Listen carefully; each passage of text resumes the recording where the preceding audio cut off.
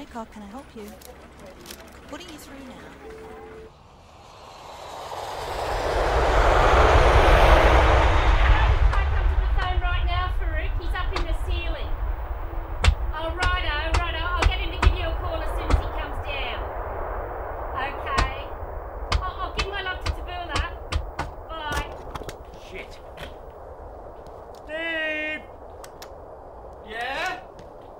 Aren't supporting. I reckon we put a hold on the mezzanine. Yeah, all right. But I'll have to give that guy a call about the spiral staircase because he's holding it for us. Dale, can you give Farouk a ring? Yeah. Where's Dad? Up in the roof. Dad? Yeah, mate. Dug another hole. It's filling with water.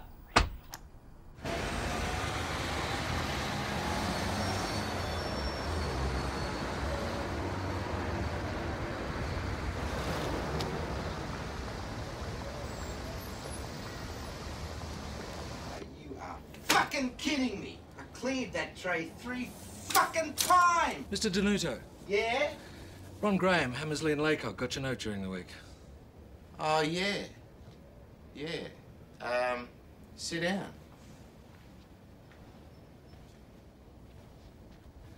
Now, the Carrigan matter. Well, we're going to be taking it further. Yes, we totally understand, and we're here on behalf of our client to apologise. We've made a mistake. You have?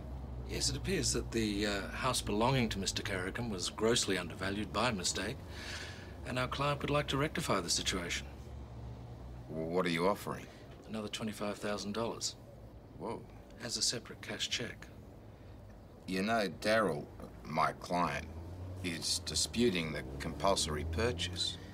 Yes, though with the correct valuation, we thought this may put the dispute to rest. What if it doesn't?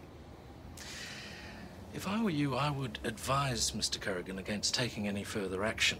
This is a multi-billion-dollar project. It's been in planning for a long time.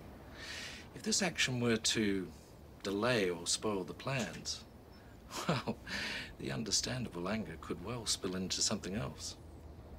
Are you threatening? Hang on, I just came in here, apologised and increased the offer by $25,000. I'm sorry. Yeah. And that offer should be put to Mr. Carrigan with your strongest possible recommendation.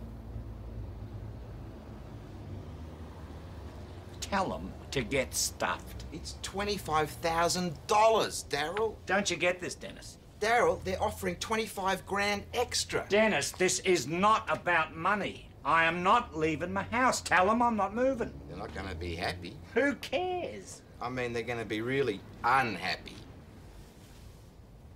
So what are you telling me, Dennis? Nothing, Daryl. Did they threaten you? Not me, really. They threatened me. Not exactly. They fucking just said well that... threatened me. They just said... I want you to get on that phone right now and tell them where they can shove their 25 grand. Daryl, them is the Barlow Group. People used to getting their way. Now, they want to expand the airport, and there's one bloke who's a pain in the arse. Tell them to get stuffed.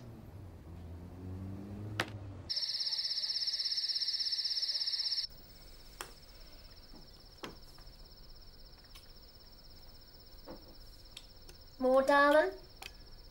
Oh, no. No, that was beautiful. What do you call that? Ice cream. Yeah, but what you've done with it. What'd you do to it? Scooped it out the punnet. Did I do the right thing? Oh, yeah, sweetheart, you did the right thing.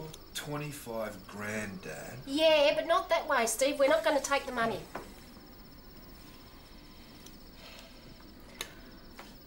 I want to tell you a story. Oh, good. About how your father and I met. I know this one. Not all of it, Dale.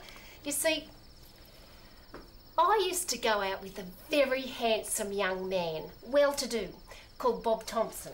Big Bob Thompson. What's he doing now, eh? Putting in fence posts in Adelaide.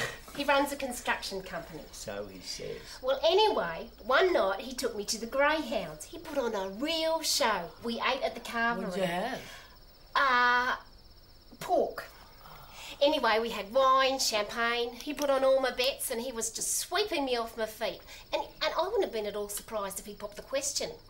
Well, anyway, later on, and I don't know what it was, but out of the corner of my eye, I spotted this lanky bloke struggling with one of his greyhounds. Red Rocket. That's you, Dad. Now, Bob, he went off to talk to one of the stewards, and this young fella, he comes right up to me and starts chatting to me, and he asks me out. And I said, well, I'm on a date. Well, he backed right off. He said he wasn't cutting anyone's lunch, and he wished me good night. And I thought, that man has principles. And from that day on, I've only had eyes for one man. Hook, line and sinker. And that's what I love about him, his principles. So we're not taking the money, Steve. Well, hang on. I'll get it. What was the carvery like? Yeah? Mr. Kerrigan, Yeah? What? I've got a message to pass on. From who? I'm just passing on a message. You from the council? No, I'm not from the council. The company? I'm just passing on a message, Mr. Kerrigan. They always send someone different, don't they? The message is, take the offer and shut up. Understood? Are you threatening me? Just passing on a message. Fuck off, you clown. Mr. Kerrigan. Fuck off! You better watch your mouth, pal. You heard my dad, now fuck off! Fine. I just tried to tell you.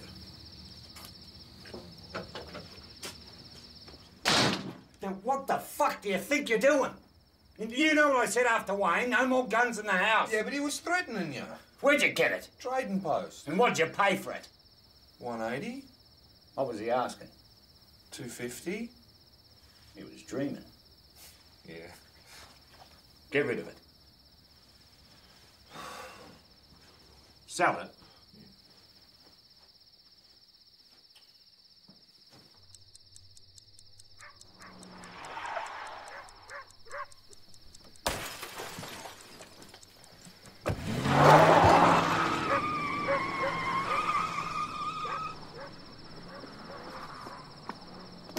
Pricks!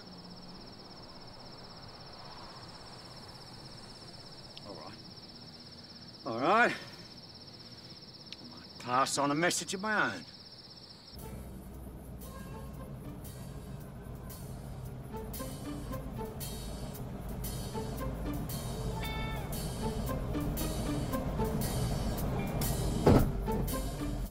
Don't bullshit me, pal. I know why you want Highview Crescent. It's because you're too much of a tight ass to fill in the quarry. It's easier to knock down people's houses than it is to fill in a hole. Well, what do you say to that? Get off my property or I'll call the police. Fucking police! You're the arsehole that had my car smashed! Settle down, mate. Settle down. That's just what he wants us to do. Let's just keep our cool. We don't want to do anything stupid.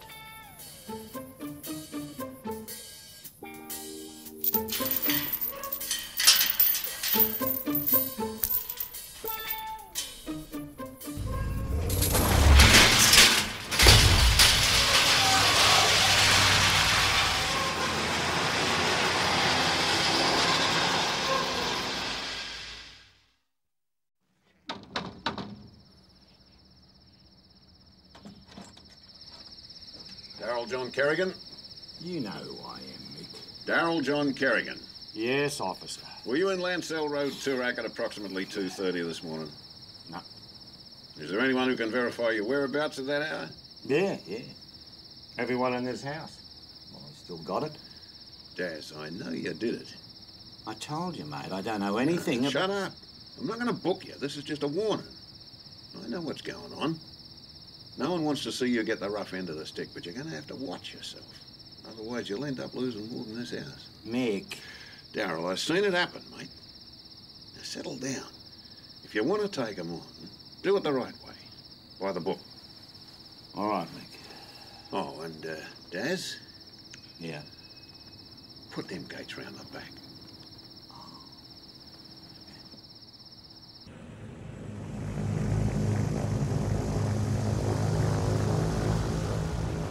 Now, listen. Things are getting a bit serious. Last night I had a visit from some hired thug. Yeah, me too. What do you mean, you too? Man, he come to my house. And he say, stop with the court business. If no stop, he have friend who come and beat me. And I say, you have friend? I have friend. My friend come to your house, put bomb under your car and blow you into fucking sky. What'd he do? He get scared and he leave. I bet he did. I don't really have friend like this, but you know, I'm Arab and people think all Arab have bomb. You're a bloody ripper, Farouk. That's fucking fantastic. Excuse the French, Yvonne. Get your hand off it, Daryl. Anyway, I was worried for everyone. I just didn't want to force anyone into this. Farouk? No, I'm with you, Mr. Daryl. Yvonne? What are they going to do my ex hasn't done? Jack? Yeah, fuck him. Well, Dennis Denuto is acting on our behalf. We've got to be in federal court next Tuesday. Does he think we've got a good case? Well, he reckons it just has to contravene the Constitution. And the Constitution is the biggest law we've got. How much? Ah, good point, Yvonne. Steve? Now, all up, it's gonna cost $1,500. Now, that's $750 now, $750 in 6 months' time. So, $150 each. Now, Jack, I know you can't do it, so I'm kicking in for you. Oh, good on you, Daryl. I'll pay you back. Yvonne? Yeah, fine. Farouk? I pay cash now. No. Hold your horses. What is it with wogs and cash? Anyway, it's bargain basement prices, and you'd better wear a suit this time, Farouk. What's this Dennis Denuto like, Daryl? Oh, he's a lawyer. This is about the law. He's got to know what he's doing.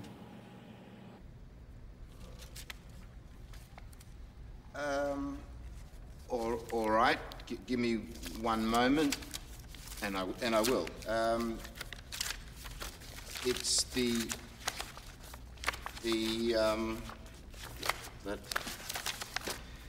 the Constitution of Australia.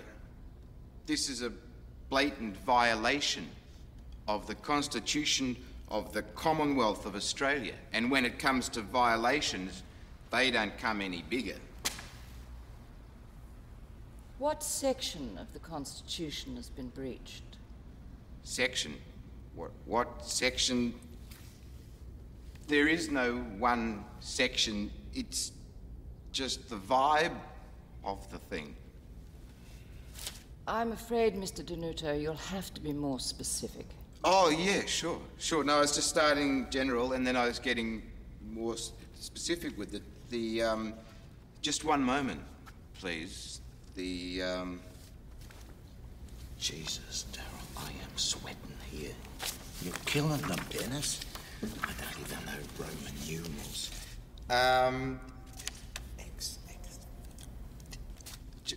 I've got it here as the Section 51, second from the bottom. The Parliament shall have power to make laws with respect to copyrights, patents of inventions and designs and trademarks. It's all part of it. This is what I'm getting at. That's my point. It's the vibe of it. All right, taken. Do you have a precedent which supports this vibe? Yes. Yes, I do. Just one moment. What's the name of the famous Aboriginal? Cathy Freeman. No, the court. Yvonne Gould. No, Mabo.